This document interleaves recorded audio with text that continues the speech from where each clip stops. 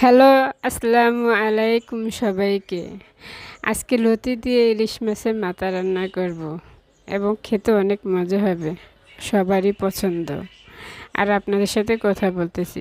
কিছু কিছু ফ্যামিলি আছে, সব ফ্যামিলি তা না, কিছু কিছু ফ্যামিলি আছে যে টাকার অনেক অহংকার, বড় ছোট কোনো সম্মান জিনিসটা নাই গে।